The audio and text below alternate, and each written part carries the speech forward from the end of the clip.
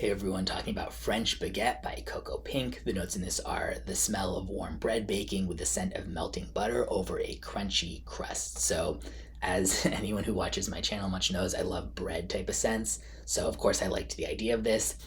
This didn't end up really being a favorite of mine within the bread fragrance genre. I love it. That's actually kind of a full on genre at this point. There's something that's just a little bit too synthetic-y smelling about this one to me. Almost like the butter here is like movie theater popcorn butter type of vibe, which is great with popcorn, but not so much to me with bread. So for me, this is fun in like very small doses, but not something that I personally enjoy smelling for much longer than that.